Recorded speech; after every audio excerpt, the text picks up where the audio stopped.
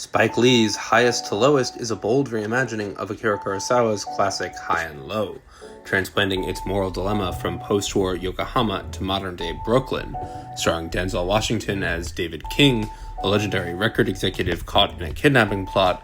The film fuses crime thriller tension with Lee's trademark cultural commentary. On paper, it's an event. Spike Lee and Denzel reunited after nearly 2 decades, riffing on Kurosawa.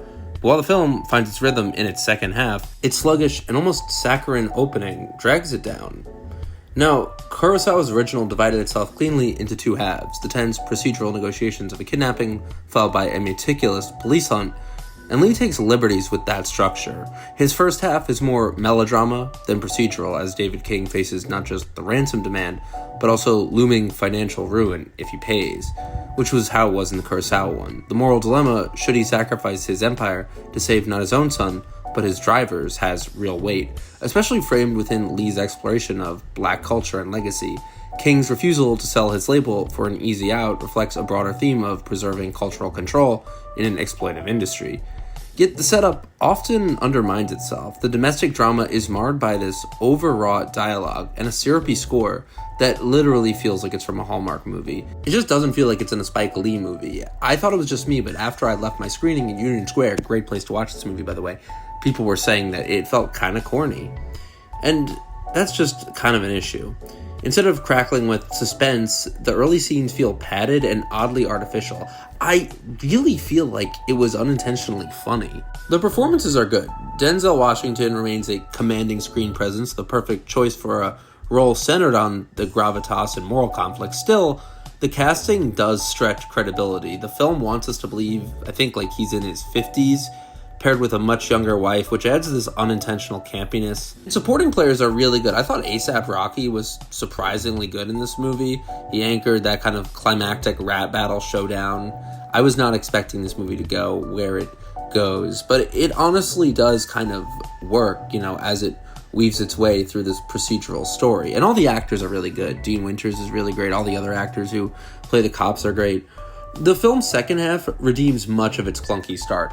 Spike Lee leans into his kind of eccentric visual signatures, like those archival inserts. There's like a chase scene and we pass through Yankee Stadium and then he shows inserts of Yankee Stadium crowd, subway ads that, infuse New York with lived-in texture. There's these meta jokes like there's this sign on the wall behind Denzel that says, in New York we don't tolerate hate except Red Sox fans. It's such like a specific thing. Everyone in my theater was laughing at all like the Celtics jokes. Stuff like that I feel like does give this movie a very personal touch, and I really did like stuff like that. It really does feel like Spike Lee's New York.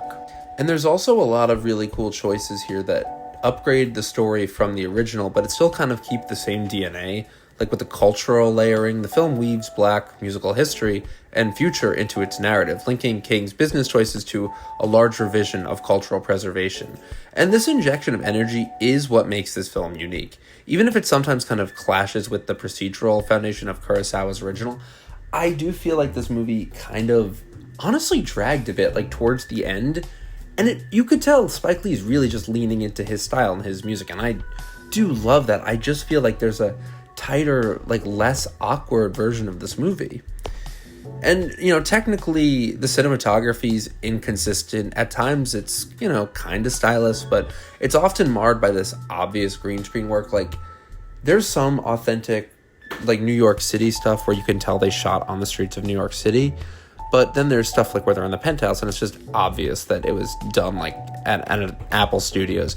That's not an issue, that I feel like should affect the story. It's just something with the way Spike Lee's movies usually look really good or, really technically consistent. Like BlacKkKlansman looks great. Malcolm X, Do the Right Thing all have this really unique visual language. There isn't really a visual language here.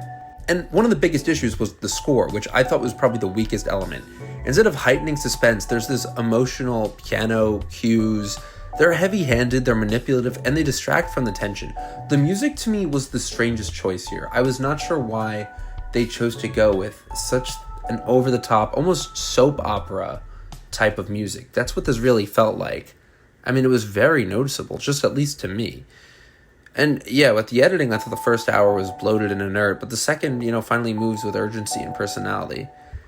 This is really like an uneven experiment. Spike Lee's personal flourishes, cultural commentary, visual wit, meta New York humor make this movie kind of stand apart from a straightforward remake. When the film finally kind of embraces its eccentricities, like the best parts near the end, it finds moments of brilliance, but the clunky, overly sentimental first act and just inconsistent technical execution keep it from greatness. For Spike Lee, this feels less like a triumph and more like a curiosity, a film that matters for its ideas and its pedigree, but it's not one that will stand among his best.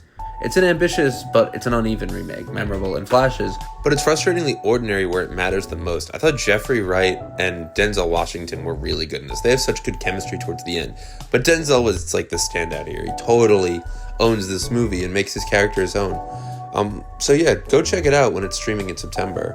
I do recommend it, I just don't think it's anything incredible from Spike Lee.